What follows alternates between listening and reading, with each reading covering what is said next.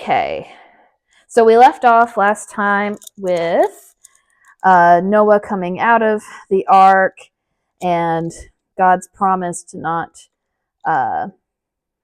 ever flood the earth. And it picks up again with more of that covenant between God and Noah. So Genesis chapter 9 starts with, God blessed Noah and his sons and said to them, be fruitful and multiply and fill the earth. The fear and terror of you will be in every living creature on the earth, every bird of the sky, every creature that crawls on the ground, and all the fish of the sea. They are placed under your authority. Every creature that lives and moves will be food for you. As I gave the green plants, I have given you everything. However, you must not eat meat with its lifeblood in it, and I will require a penalty. And I will require a penalty for your lifeblood. I will require it from any animal and from any human. If someone murders a fellow human, I will require that person's life. Whoever sheds human blood, by humans his blood will be shed, for God made humans in his image. But you, be fruitful and multiply, spread out over the earth and multiply on it. Then God said to Noah and his sons with him, understanding that I am establishing my covenant with you and your descendants after you, and with every living creature that is with you, birds, livestock, and all wildlife of the earth that are with you, all the animals of the earth that came out of the ark, I establish my covenant with you that never again will every creature be wiped out by flood waters. There will never again be a flood to destroy the earth.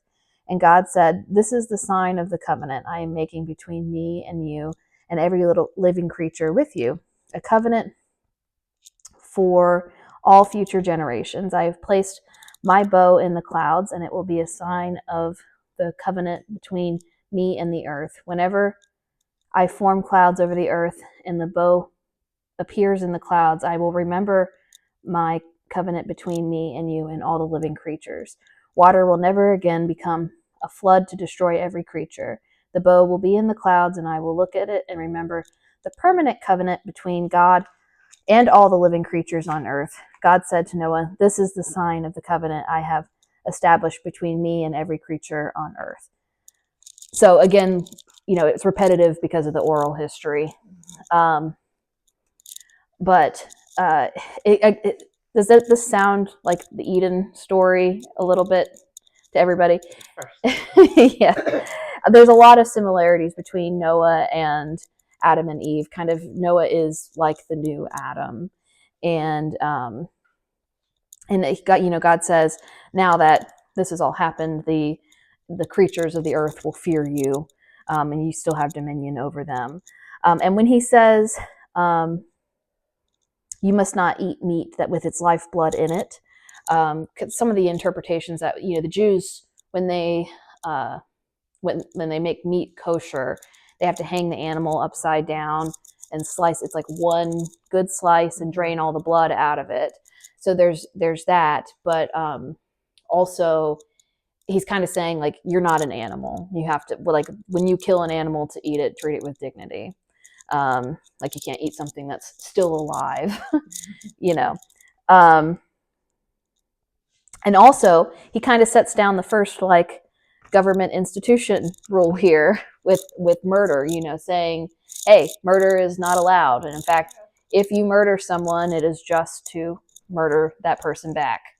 And the first institution we have, like, God kicks off with marriage, between Adam and Eve. That's the first institution. And then in this new world, he's kicking off with, okay, there's marriage and family, and also no murdering. This is a rule. That's weird though, that, like, it's okay for you to kill back. Well, God is also just, so especially in this time when it's not like they have jail cells and tons of people to monitor somebody who's a murderer, right? At this beginning, so if somebody it's like kills their son, then you can go kill them. Right. Yeah, the just thing would be God is actually commanding that you shed his blood. Later on he says, like, Thou shalt not kill. Well, there's a difference between like murder and then just justice and justice killing. Right. Yeah. So, you know, The electric because chair and- God says you should not do this because everybody is made in my image. So if a man insults God in the way that he would kill his image off, he also then deserves that same penalty. There also, at this point, isn't really a, like, there's no Jesus. You know, there's none of this. Right. And like we live in a very fortunate time. Like if someone comes and murders someone in our house, we can call the police, have them dealt with, get them safely locked away somewhere where they can't continue to do that. Right. And really, they're starting off with like 8 people. So as they grow, you know, they're just trying to survive on this planet that's completely started afresh, you know, just kind of setting out from the get-go. Okay.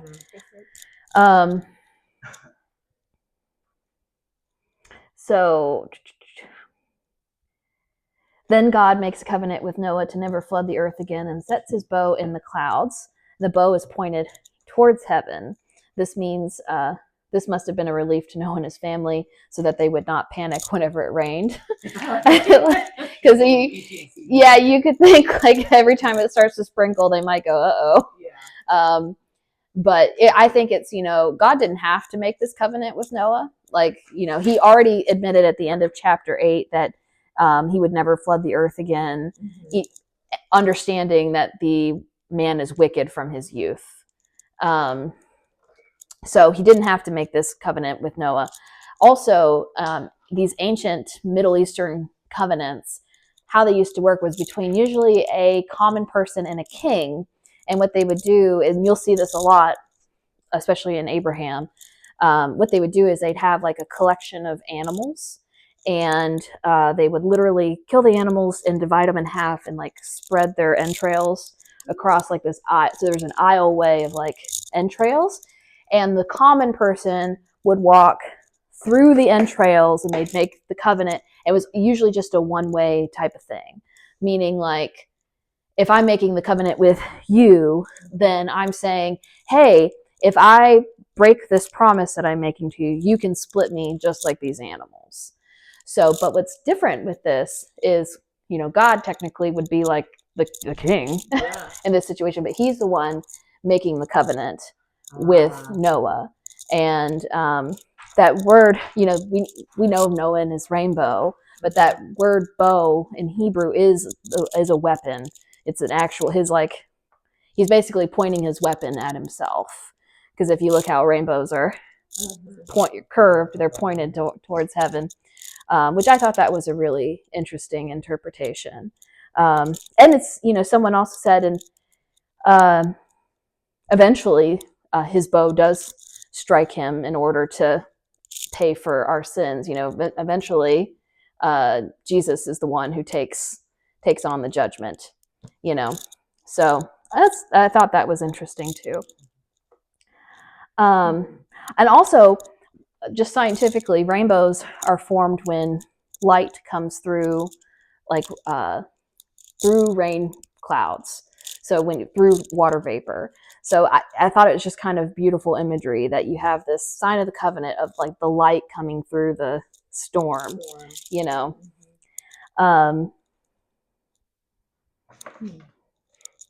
Anyways. Well, we appreciate the rainbows. Yes. And I'm going to show you guys something too when we get through Nimrod. Just a small clip from this video, much easier than me writing it all out and explaining it. But it's just very interesting how this same story has like even made its way over to China and early Chinese and stuff like that. So the rainbow thing? Yeah. Oh, okay. But even Hawaii has I think it's like the giant. Right. Okay, so moving on, you went back to Genesis 9:18. Noah's sons who came out of the ark were Shem, Ham, and Japheth. Ham was the father of Canaan. These 3 were Noah's sons, and from them the whole earth was populated. Noah was a man of the soil, began by planting a vineyard. He drank some of the wine, became drunk, and uncovered himself inside his tent. Ham, the father of Canaan, saw his father naked and told his 2 brothers outside. Then Shem and Japheth took a cloak and placed it over their shoulders, and walking backward, they covered their father's nakedness. Their faces were turned away, and they did not see their father naked.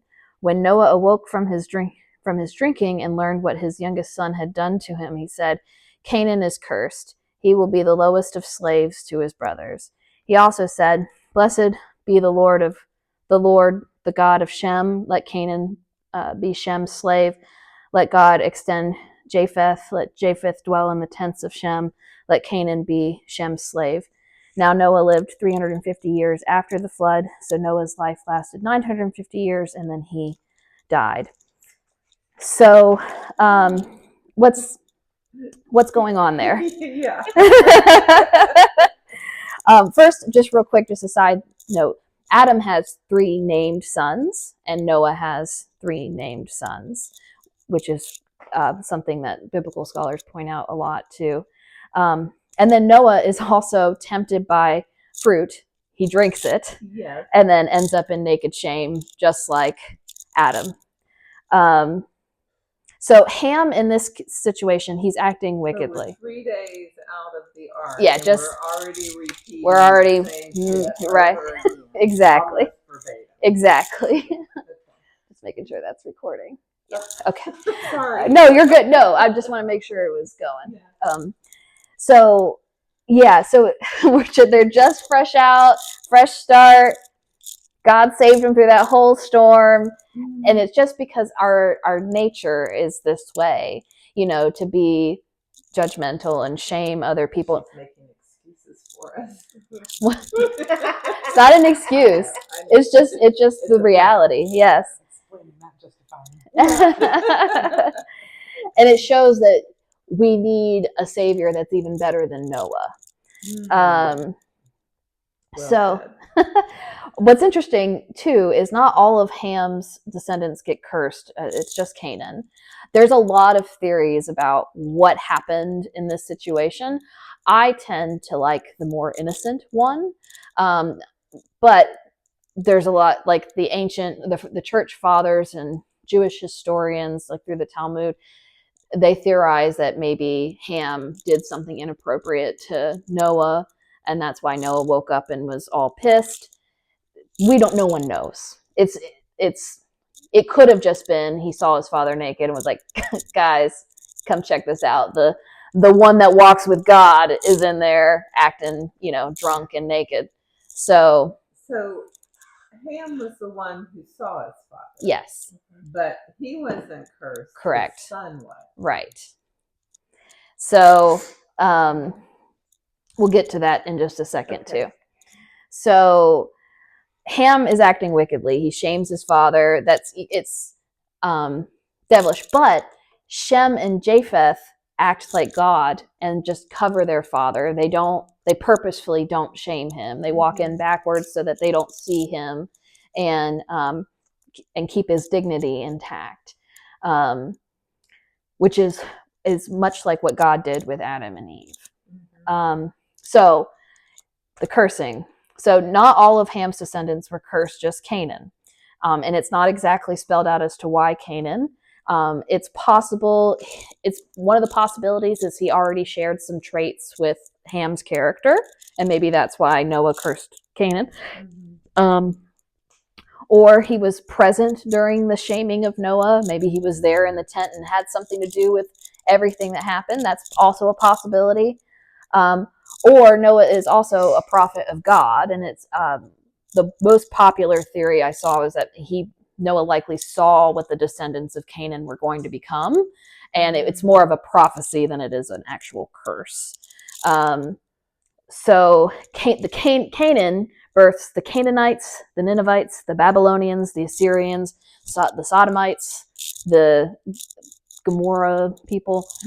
Pretty much every evil society that the Hebrews end up coming against come from Canaan. So all of these come from Canaan's line. And so So that alone makes me wonder, did the curse help cause those areas to turn into what they were because they cursed Canaan? Like that's the debate. So some are saying, you know, because Noah was a prophet, you know, God speaks to Noah, Noah sees what's coming with the flood and all of that, that he also maybe saw what was coming with Canaan and just said, cursed be Canaan, you know. So, but like I said, But God wouldn't want. God didn't curse Canaan. No, oh, okay. Noah did. Yeah. Okay. But why would they? I mean, if they saw that, why would he want to curse him and have all this happen, the bad stuff? He didn't know that all of it was going to be that bad. Who? No. Noah. Whenever he cursed. Well, that's when Noah has no control over the future or anything like that. But if he's a prophet, you said that he saw or thought that the bloodline was gonna be bad. Right. So he cursed him. Right. Well, maybe he should have been saved and not cursed to avoid the bad. Kind of what my thought process was too. Like, Sodom, and Gomorrah and all the bad people. Right. Or he could just be stating a fact, you know, like cursed is Canaan. Yeah. Yeah. So, or it actually says that exactly in my Bible. Canaan is cursed. So, you know, yeah. So the curses that people can put on each other aren't really real. God is the only one that can really bless or curse. It was an ancient tradition to bless and curse your children for inheritance and that sort of thing. We don't really do that now. Usually you wouldn't curse your children unless they did something that you really didn't like. Right. You know, but like I said, we don't know exactly why Canaan, but we do know what comes out of Canaan. So if Noah is sitting here and he kind of, because Ham would have had to have other sons other than Canaan. They're repopulating the earth. And we read in chapter 10 all these other sons that Ham has. Canaan seems to me, and other people I listen to, it's most likely that Noah just could foresee what was going to come out of Canaan. Maybe not in exact detail. Maybe he already saw it in some of his character. And it's just like, you know what? You already cursed, let me just put it out there. Right. And, you know, I kind of think of it too, like Ham, you know, Noah went to all this length to save his family, you know, and save them from the flood. Mm-hmm. Think about 100 years of work to save your family. Right. And then your son, like, a couple days later, essentially, not a couple days because he had to grow a whole vineyard and all that, but right afterwards is making fun of you and, you know, trying to shame you. So maybe he was trying to, you know, hurt Ham in the same way. And more so by doing it to his son rather than him. Right. Probably. Right. Because in Noah, it's his son shaming him, and now Ham is getting shamed from his son Canaan. So. I'll see it right there. And it just so happens all these terrible lines come out of Canaan as far as being wicked, and getting a lot of prejudgment activity. All right, Noah is, I believe, the last of the 950-year-old men. We'll start to see in chapter 10 those ages come down, like his sons. Right. Yeah. And this follows God's decree that he's going to limit man's years to 120 years. So it also follows in line with now you just have all male DNA coming from one Y chromosome, essentially. So, okay, so in chapter 10, Table of Nations. So there's some interesting stuff in here, but we're not going to spend a ton of time because it's a bunch of names. So, but there is some interesting stuff in here. So these are the family records of Noah's sons, Shem, Ham, Japheth. They also had sons after the flood. Japheth's sons, Gomer, Magog, Madai, Javan, Tubal, Meshech, and Tiras. Gomer's sons, Ashkenaz, Riphath. You're going to have to excuse me on pronouncing it. And Javan's sons, Elisha, Tarshish, Kittim, Dodanim. From these descendants, the peoples of the coasts and islands spread out into their lands according to their clans and in their nations, each with its own language. Ham's sons were Cush, Mizraim, Put, and Canaan. Cush's sons were Seba, Havilah, Sabbath, Rama, and Sebteka. And Rama's sons, Sheba and Dedan. Cush fathered Nimrod, who began to be powerful in the land. He was a powerful hunter in the sight of the Lord. That is why it is said, like Nimrod, a powerful hunter in the sight of the Lord, his kingdom started with Babylon, Erech, Akkad, and Calneh in the land of Shinar. From that land, he went to Assyria. You can't have any treats. We're good. He just had some. I know. From that land, he went to Assyria and built Nineveh, Rebothir, Kala, and Rezin between Nineveh and the great city Kala. Mizraim fathered the people of Lud, Anam, Lehab, Nephuth, a bunch of guys. Canaan fathered Sidon, his firstborn, and Heth, as well as the Jebusites, the Amorites, and the the Hivites, the Archites, the Sinites, the Arvadites, the Zemarites, and the Hamathites. Afterwards, Canaanite clans scattered. The Canaanite border went from Sidon going towards Gerar as far as Gaza, and going towards Sodom, Gomorrah, Admah, and Zeboim as far as Lasha. These are Ham's sons by their clans according to their languages and their lands and nations. And Shem, Japheth's older brother, also had sons. Shem was the father of all sons of Eber. Shem's sons were Elam, Asher, Arpachshad, Lud, and Aram. Aram's sons were Uz, Hol, Gether, and Nash. Arpachshad fathered Shelah, and Shelah fathered Eber. Eber had two sons, one named Peleg. For during his days the earth was divided. His brother was named Joktan.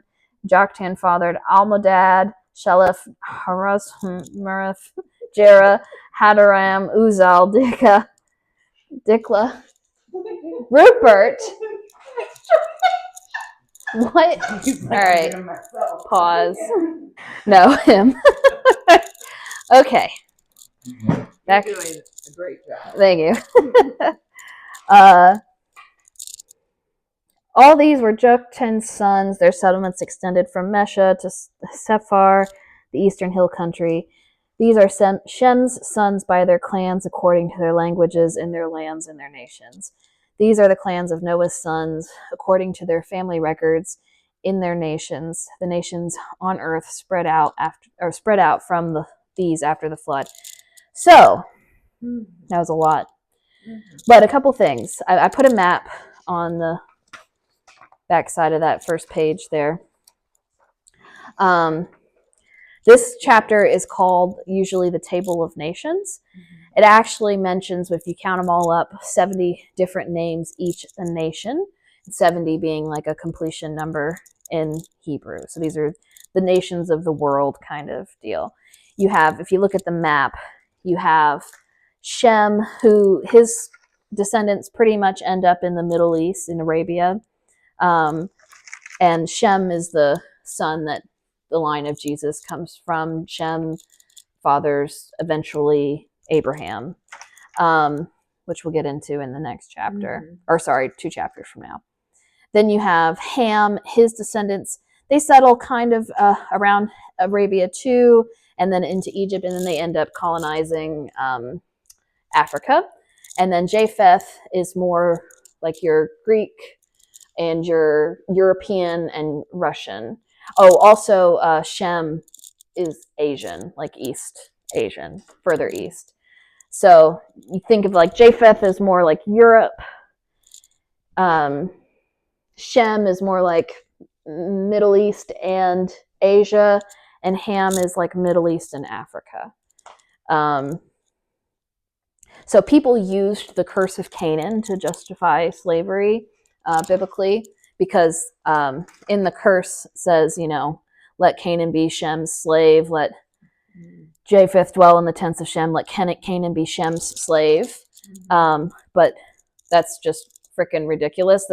The curse that Noah, it's not God, it's a curse that Noah puts on his son. It has no more effect than if I were to curse you right now. Right. And it just applies to that one person. It's not like everybody has to be cursed then afterwards. They just end up being that way because wickedness breeds wickedness. But and sometimes it breeds it. Jesus in his lineage has Canaanites in his lineage. When we get to the Gospels, I think it's Luke's. Luke tends to focus more on, I believe, the line of Mary, and where Matthew focuses more on the line of Joseph. So for different reasons, but within Jesus's line, there are Canaanites. I looked their names up. They might be somewhere in my notes eventually. Also, the term Semitic, like anti-Semitic, it comes from Shem. And Shem is, like I said, the great-great-great-grandfather of Abraham.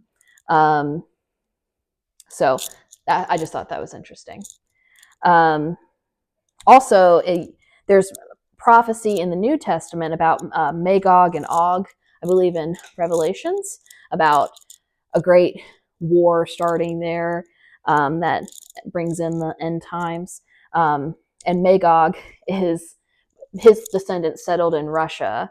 So, the thought, especially during the Cold War, was that this end times prophecy was going to occur because of this war with Magog in Russia. So another interesting thing is in Acts, it's Acts chapter 8, 9, and 10. You see Jesus redeem each line of Noah. So you have he starts with the Ethiopian eunuch, which comes from Ham's line. And he ends up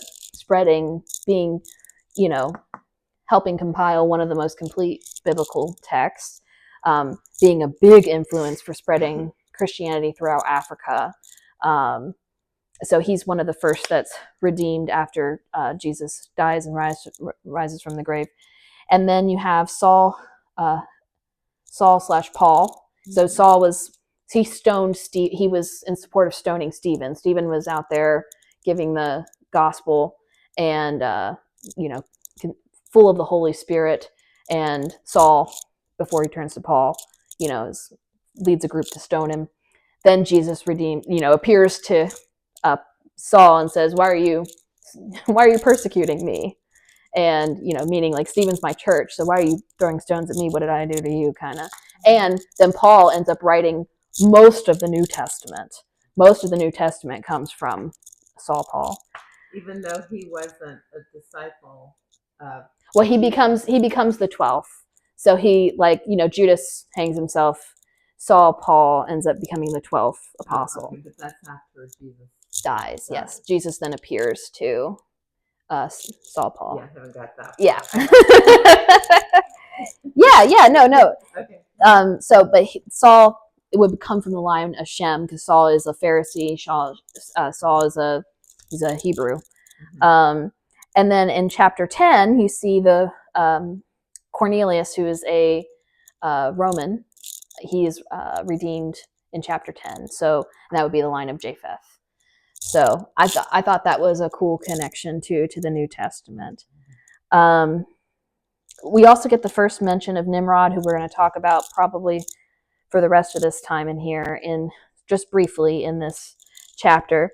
So it says Nimrod is a mighty man. He's a hunter. That word mighty stems from the word rebellion in the Hebrew.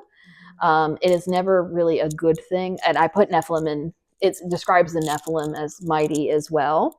It's never really a good thing in the Bible. Neither is the hunting thing a good thing in the Bible. We'll see later on with Esau and Jacob that Esau he's a prolific hunter, and that's why Isaac loves him more. But God favors Jacob, even though he's a lying little shit. He really is a shit in a lot of ways, but he ends up getting redeemed. So are we. Yeah, we are. We're for that. Right, exactly. So yeah, it describes this Nimrod as a mighty man. He's a hunter. There's some people who say, "Oh, he's a hunter of souls," or what. All of that is just speculation. Isn't there a saying like You Nimrod. Yeah, when we say it now, it's an insult, like you're an Yeah. idiot.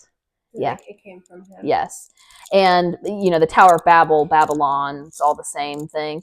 But Babylon is a very wicked place. It becomes a very wicked place. Wow. It's literally mentioned in Revelations as like, this is where the Antichrist is going to be, the new Babylon, and so it starts right back here with this Nimrod guy from the line of Ham. Well, him just popping them out. Right? But it kind of shows, like, we all have wickedness in us, but if it's not stopped, it can get worse through the generations. And we saw that too with Cain and his descendants, and the bad Lamech, and then you have Seth and his descendants, and that produced Noah. So if God is centered in your family, you're not going to produce all this wickedness. And we'll go, I think, into chapter 11 before I talk about that. Okay. Miss Lily. My animals are going crazy. It's like the ark in here. Okay. So let's go on to chapter 11. Anything else you guys want to talk about with all those names? No, I'm just going to have to read that again and We go on get it. Yeah, no. We just start over. Next time there's a name chapter, I'm going to have someone else read it. But yeah, I thought it was interesting that it's 70 nations, which is one of their perfect numbers, and it's interesting the geographical spread out, and I think the redemption one by one by one in Acts is really very neat. So now we're on to the Tower of Babylon. So the whole earth had the same language and vocabulary. As people migrated from the east, they found a valley in the land of Shinar and settled there. They said to each other, "Come, let's make oven-fired bricks." They used brick for stone and asphalt for mortar. And they said, "Come, let's build ourselves a city with a tower with its top in the sky. Let's make a name for ourselves. Otherwise, we will be scattered throughout the earth." I'm going to stop right there for a second. So that whole sentence, "Come, let's build ourselves a city and a tower with its top in the sky." Some translations say the heavens. "Let's make a name for ourselves. Otherwise, we will be scattered throughout the earth." So what did God tell Noah and his descendants? He said the same thing to them as he said to Adam and Eve. He wanted them to bring the dominion to the ends of the earth. He wanted them to scatter and go throughout and be fruitful and multiply. And these people are saying, no, we're going to make this big old tower. One, so if you flood the earth again, we can, yes. But it's to make a name for ourselves, us. It's about us. And with a tower that reaches the heavens, they want to be like God. They do this in the face of God. Also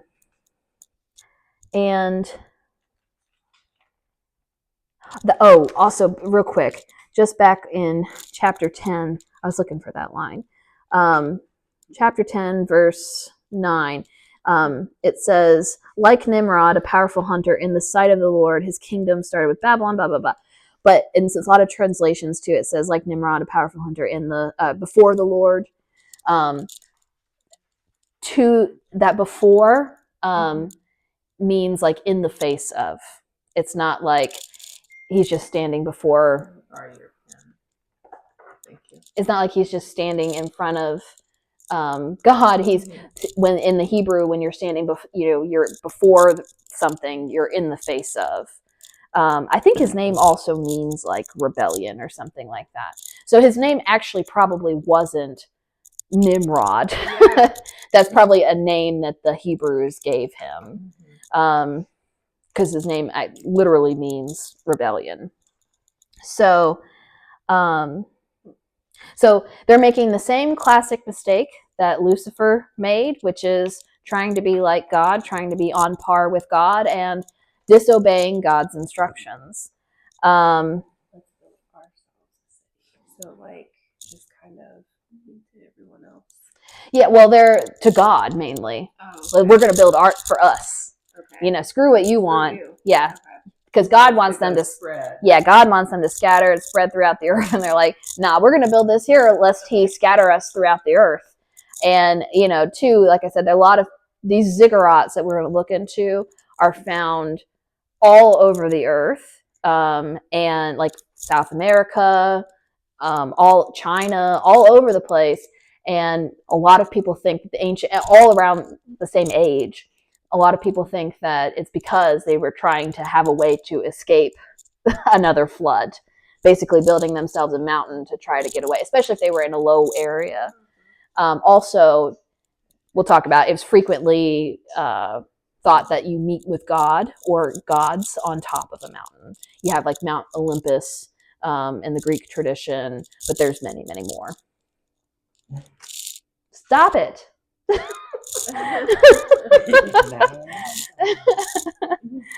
were very demanding. Yeah, tonight, he Rupert. didn't normally like that. No. Then the Lord came down to look over the city and the tower that the humans were building. The Lord said, "If they have begun to do this as one people, all having the same language, then nothing they plan to do will be impossible for them. Come, let's go down." And some of you should say, "Let us," which also, wink, wink, Trinity. He's not saying, "Let me go down." Yeah. Come, let's go down, and go down there and confuse their language, so they will not understand one another's speech.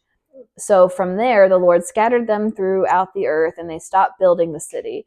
Therefore, it is called Babylon, for the Lord confused the language of the whole earth.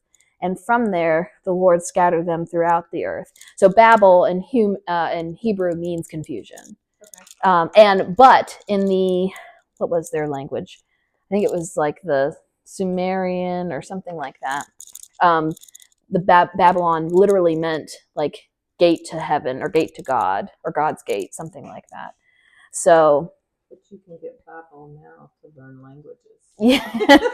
That hit me. I'm confused. Yeah. Well, and that's why it's named this. Yeah. Named that because it's Right.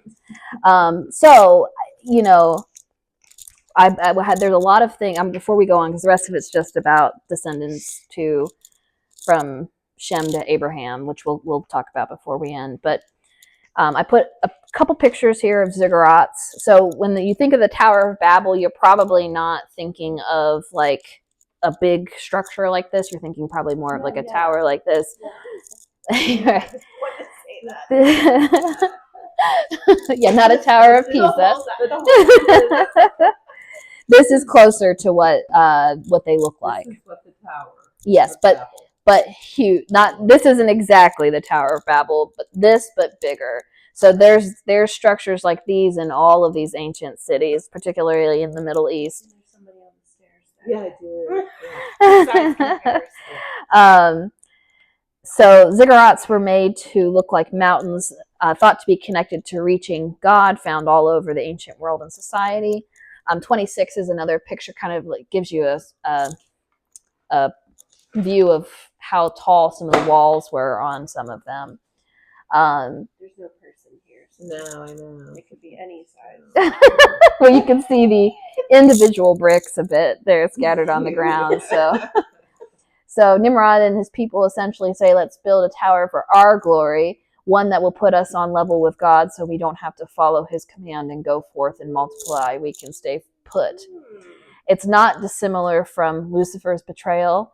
God wanted man since Eden to go to the ends of the earth.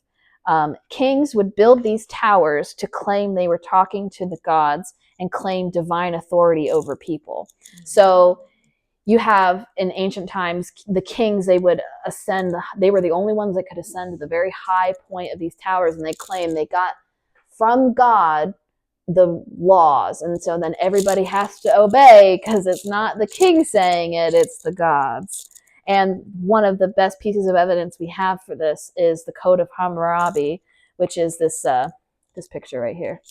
And you can see at the top of, so the Code of Hammurabi is like the oldest legal code that we have in existence, like have evidence of.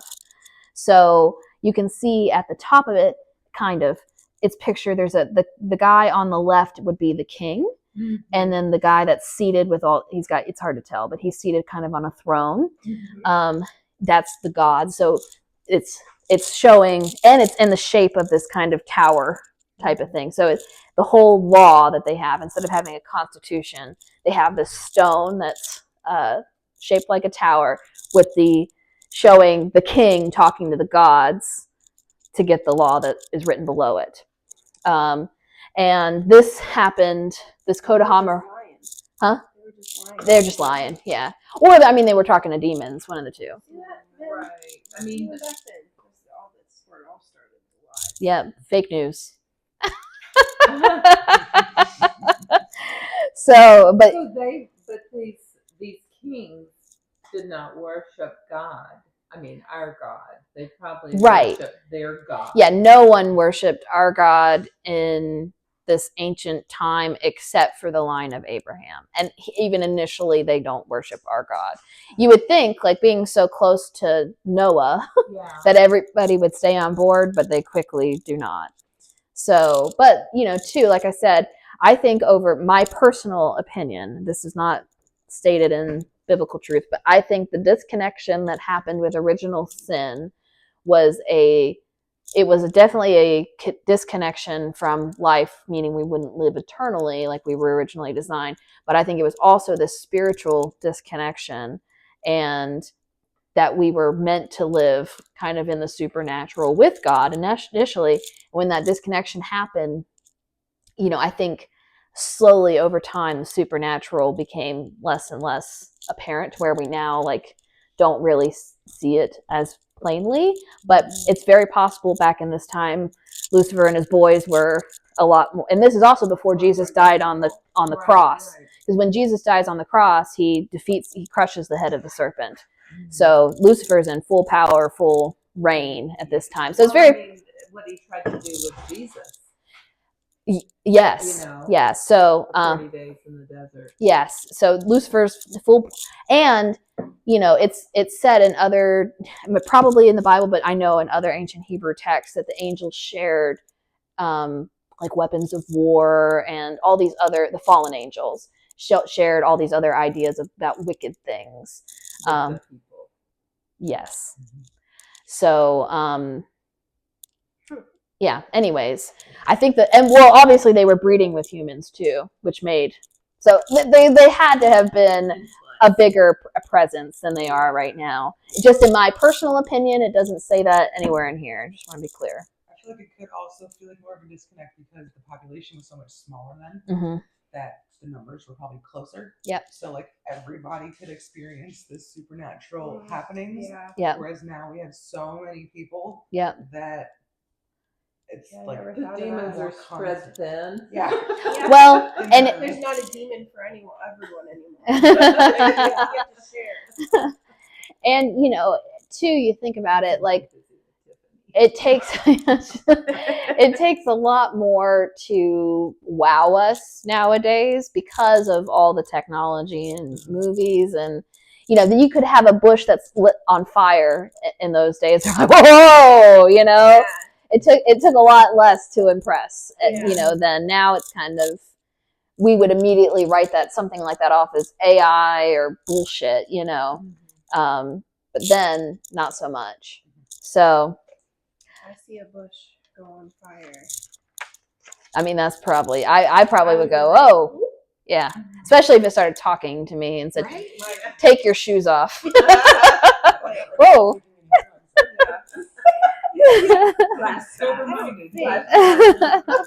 So one of the other oldest origin stories we have in tablet form is called the Enuma Elish. So it's the Babylonian god origin story. In it, man is supposed to serve as slaves for the gods. Marduk, one of their gods in the creation of man, says, "Let's build high the shrine with mud bricks to bring forth man." So the gods spend a year building the shrine and built the high ziggurat where they will receive the words from heaven.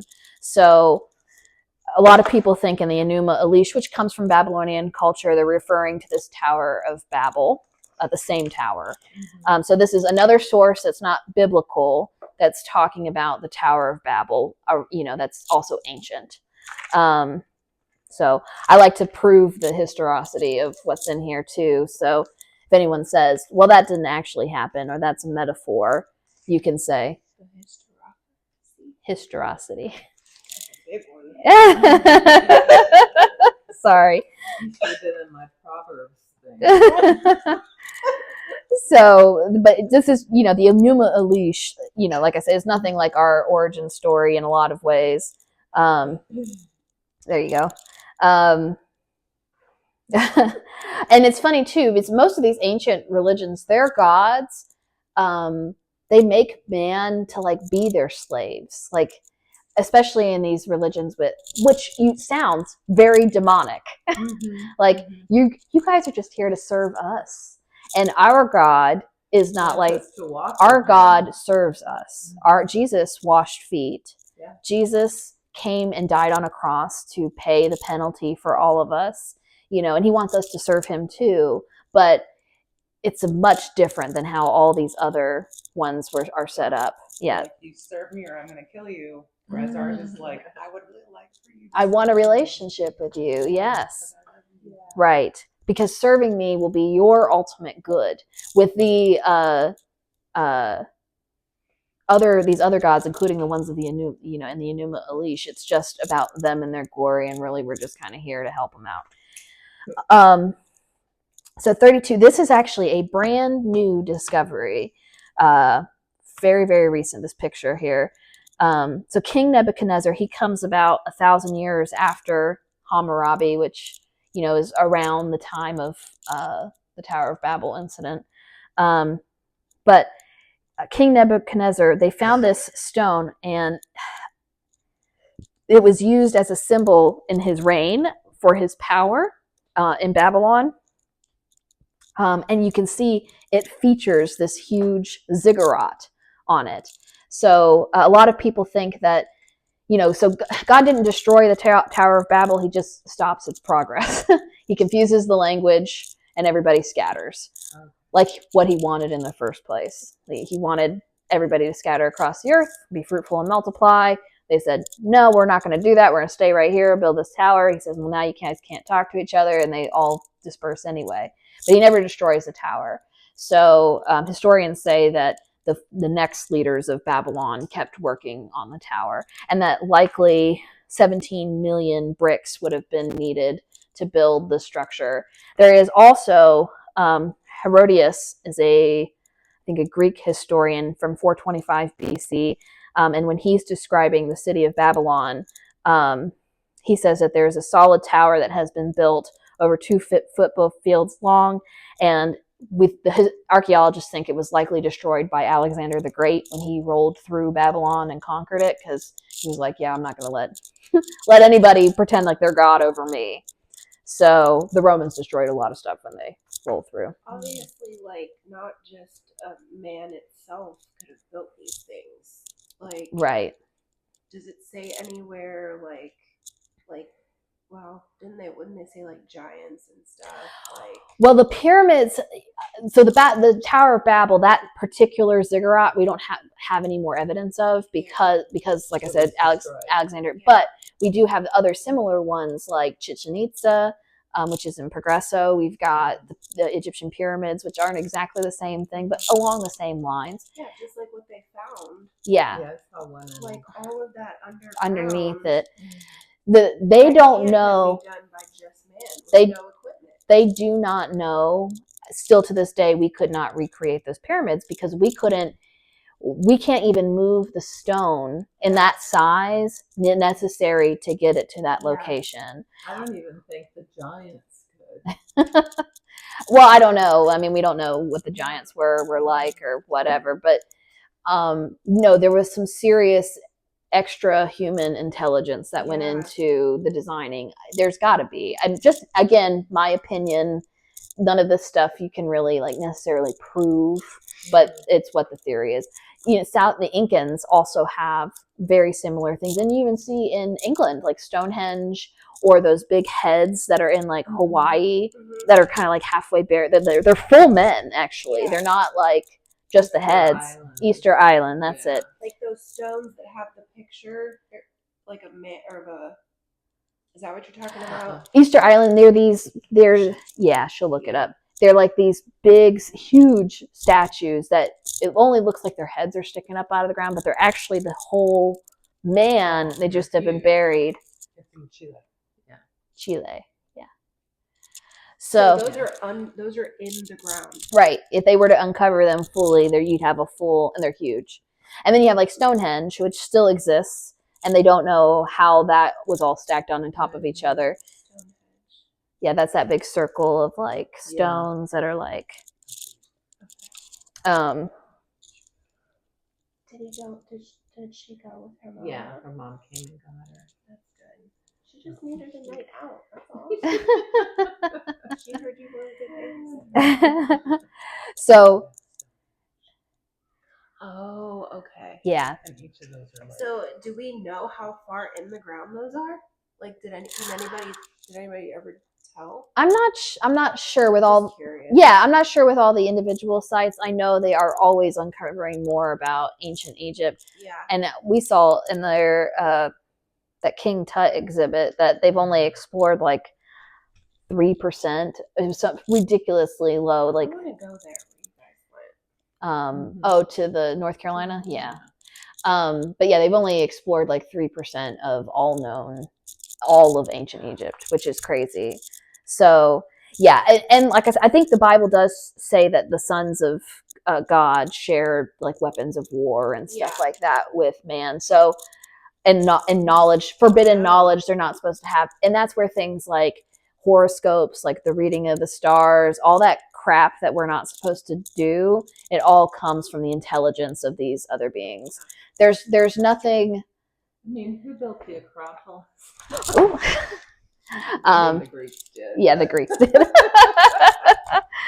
It's quite impressive.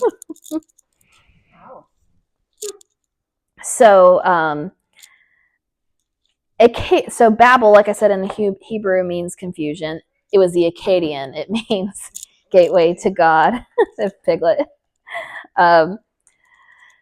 And like I said, God doesn't destroy the tower; He just stops construction. One point about this whole story is communication is wonderful until it's not. So you have, television, great, cool invention, can also be very destructive. You have the internet, great, cool invention for communication until it's not. Social media, same thing.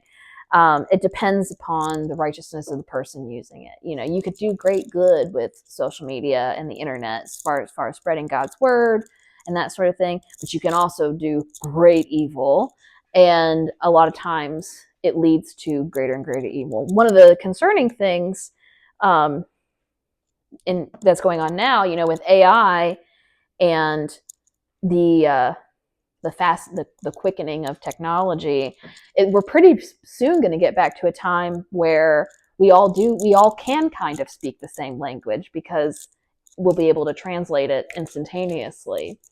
So they already have those earpieces that do that. Really? Yes. They have earpieces. If Somebody speaking to you, then it'll translate it. Yeah. So will make traveling easier. Yeah. but Yeah. obviously that's not something God wanted us to get to, because great wickedness can come out of that. Your animals are tripping. That one is. Yeah, he'll go out there and bark. He's pissed off at He came something. over and like knows you because he knew who to go to. Yeah. He's No. She'll let me know. He doesn't need to go potty. He's already been out. He just wants to go out there and bark at something. So God puts a stop to the continuation of their evil.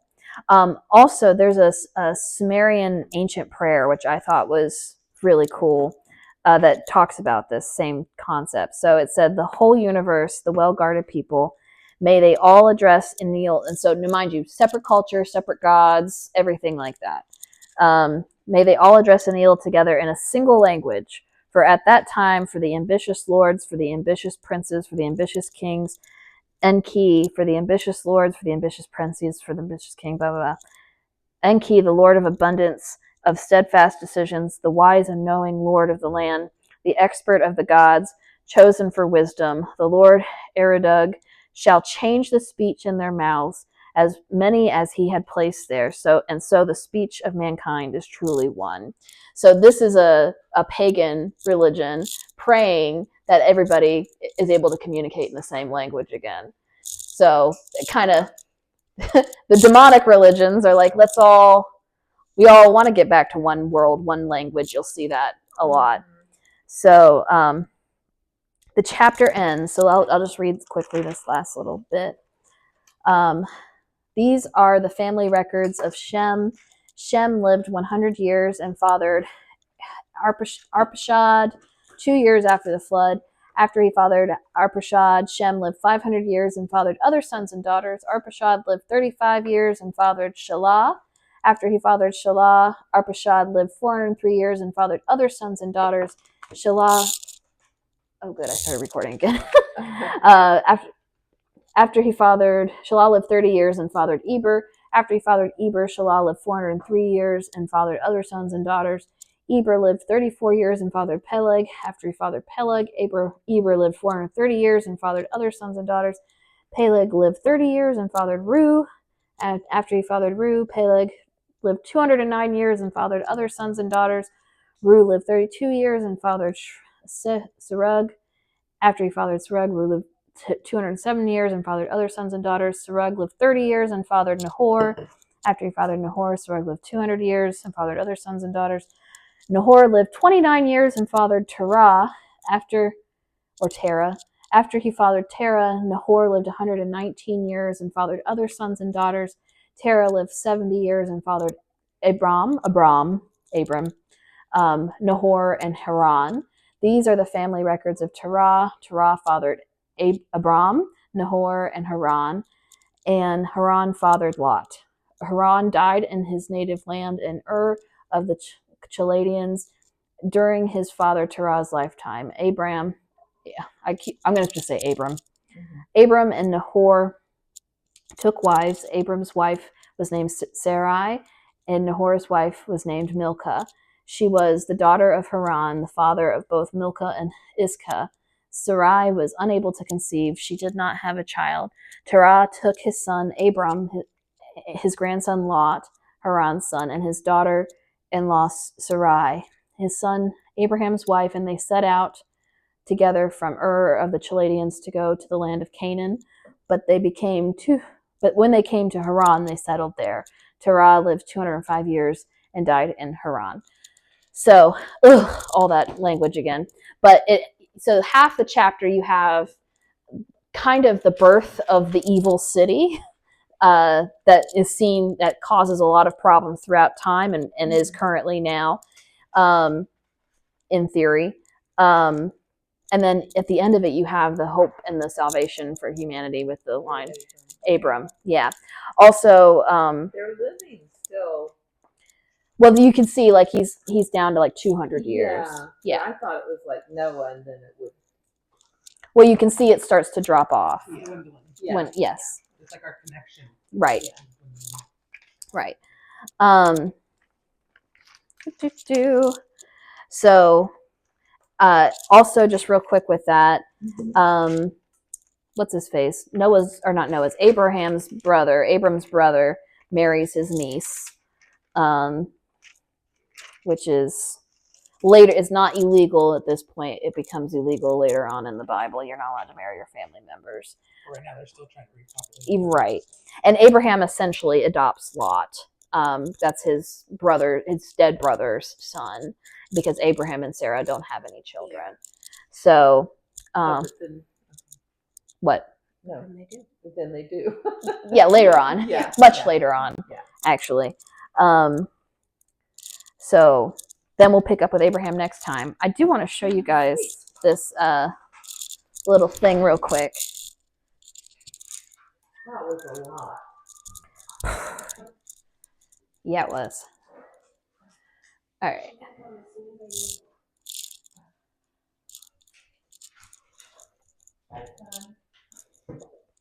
All right. They had a monotheistic culture. Let me back it up just a little bit. There we go. Really fascinating things. But, we're talking about like common memories, how they would have gone all that distance, but they still have these oral stories in their minds. So let's talk about the Chinese for just a moment, because this is really fascinating. They had a monotheistic culture way back in the day. Like we're talking 2000 plus BC. They worshipped a god called Shangdi, which and Chinese just means the one above the emperor. So the highest authority. And their first emperor was a guy named Yu the Great. Now, if you know the Bible, you know that when we've been talking about Nimrod and the Tower of Babel, that comes in Genesis 10 and Genesis 11. Well, right before that is the entire story of Noah. Noah's story goes from chapter 6 to 9. So it's the universal flood. And the Yu the Great, who they consider to be the first emperor of the Chinese who founds the Xia dynasty, he and their ancient histories, their myths, they believe that he founded China by finding ways to get rid of floods that had covered China and had made China uninhabitable. And he shows up and figures out how to do the irrigation so they can get the flood waters off of the Chinese soil so that people can live there. And so here's some other things about this. They believe that this flood story, so they create a myth of how this flood happened, and it's just kind of fascinating. There's a leak in the heavens that is pouring out, which is kind of weird. And then this couple, like these two guys, brother, sister, they build a boat, and it's like that's miraculously flies up to the heavens. And the woman who is going to combat this flood, this leak, her name is Nuwa. Do you hear anything there? It's pretty similar. That's pretty similar. And she makes this concoction out of 5 colored stones, and then she takes a brush and she patches the heavens with rainbow colors. And so, like, what do you hear there? Like that in the story of Noah, you have a flood and a guy named Noah who builds an ark. And then God will give the rainbow in the sky as the promise that he will never flood the earth again. And in their mythology, they got rainbows in the sky and boats and someone named Noah, which is just fascinating. But even more fascinating than that, we actually have their earliest sacred documents about creation. And I want to read it to you. So this is called the Song to Shangdi. It's from 2200 BC. Tell me if this sounds familiar. Of old, in the beginning, there was a great chaos without form and dark. Does that sound familiar? That's Genesis 1. So read Genesis 1, and it's in the beginning, God created the heavens and the earth was without form and void, and darkness was over the face of the deep. You hear all these echoes, and then it goes about talking about how light is going to be separated from darkness, and God creates all these creatures according to their beings. Like that's the exact language that you find in Genesis 1. And so China shows up, like this ancient culture, the first written language shows up, and all the things that they're talking about are strangely similar to what we find in Genesis 1. And then you look at their recorded language and you find biblical truths and inside the actual written words of their language. What do you mean by in their letters? All right, so Old Chinese looks a lot like modern Chinese. And so if you've ever seen Chinese letters, I mean, they're pictographs, it's lines that cross. And so you can have a simple word that if you're wanting to make a complex word, it would be this word plus this word and kind of overlaid on one another in the image. And so let me just walk through how they make some complex words, and you tell me if it rings a bell. The word forbidden in Old Chinese is the symbol for 2 trees plus command. Does that ring any bells? Garden of Eden. The Garden of Eden. There are 2 trees there, and one of them is the tree of the knowledge of good and evil that brings death, right? It is forbidden. Here's another one. The word first is the combination of living, dust, and man. Adam, who is made from the dust. Okay, we're going to get better here. The word blessedness is the combination of one, God, plus man, and a garden.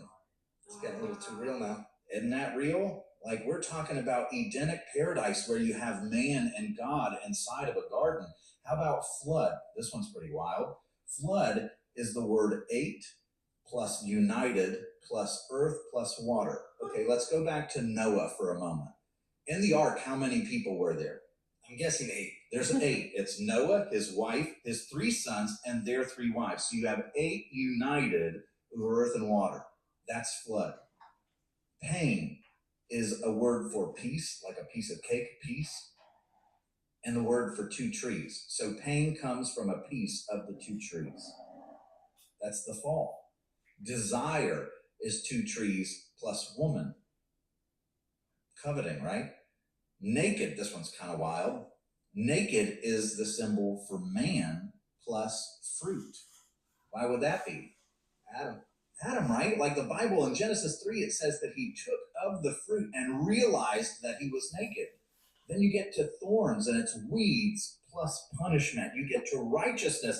Like, this is getting to the basis of our salvation. How do you get righteousness? Well, it's sheep plus hand plus knife. What is that saying? Something has to be sacrificed. There has to be a lamb that is sacrificed for you to have righteousness. And it's going back. I mean, they're getting that from the story of Cain and Abel, right?